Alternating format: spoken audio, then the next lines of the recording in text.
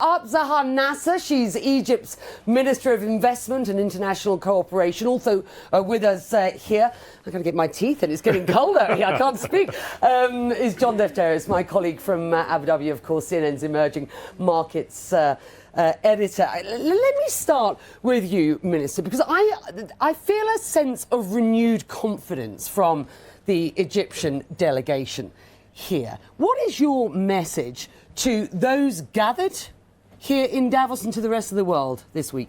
Indeed, that's a very powerful delegation coming from Egypt, headed by His Excellency the Prime Minister, Dr. Mustafa Madbouli, and indeed we have a clear message to transmit, which is we have been very successful in implementing a bold and comprehensive economic reform program. We're starting to reap the fruits of this reforms, and hence we are here to transmit a message that Egypt is being repositioned to attract more investments, and that we're ready to do business with all our stakeholders, whether from the private sector or our partners from the international financial institutions. Well, let's drill down on some of the numbers, John. Yeah, in fact, the growth is looking strong for 2018-19 in your fiscal year, 6%, which is very solid.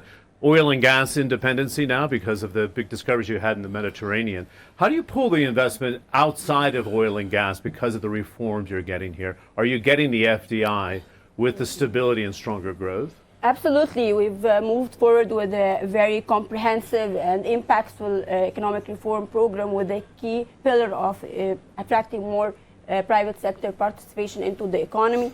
We've done a lot of reforms that, John, you're very much aware of, which improve the business environment and also encouraging the private sector to come into strategic areas that they were not participating in, such as the energy, renewable energy, not just gas and oil, but also more important, the renewable energy sector. And that's something we're very proud of. I look at Bimban, one of the largest solar plants worldwide, and that's where it is in Upper Egypt.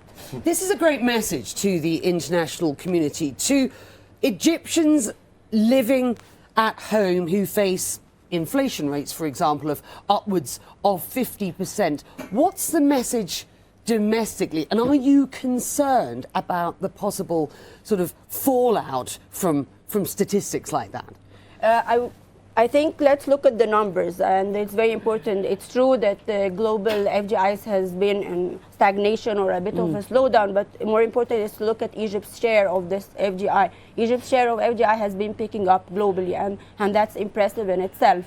And you're right, we look carefully into the implication of this bold reform program. So I have here to reflect that President Sisi has put a grand vision for Egypt, but the government has made sure that we also put the mitigation measures and to address any adverse selection. So even on inflation pressure, Egypt has done very well on that front, and it's reflected in the number. Going back to your point on FDI, Egypt is ranked as one of the top 10 economies in attracting FDI and in generating growth. We're also number one in terms of African continents. I think it's an important context, as Egypt will be chairing very soon the African Union within a few days' time. Yeah, you have concerns now about the sporadic attacks that we still see in tourism. I know the president is trying to secure the region. Tourism numbers did recover, so you got a boost in your growth because of that. But how do you convince investors, look, I want to use this as a base, a big market, 90 million consumers, to leapfrog into Africa, to come into Europe? But you can't ignore there's still a security issue in the country. In fact, the security issue in Egypt has been improved significantly, and that you can see in the context of all the neighboring countries, and that's very visible.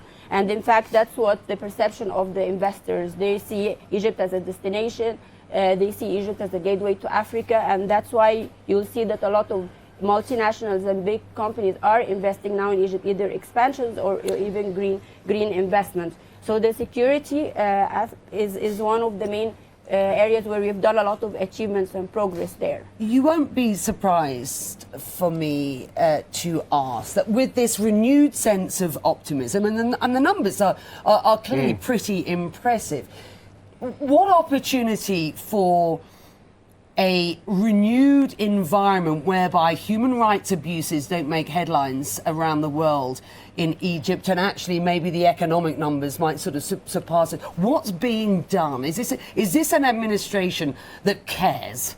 The administration cares a lot, and I think human rights here includes it's a wide definition for so many things. So, for example, one of the key areas is the right for young people to participate effectively in the social, political, and economic sphere.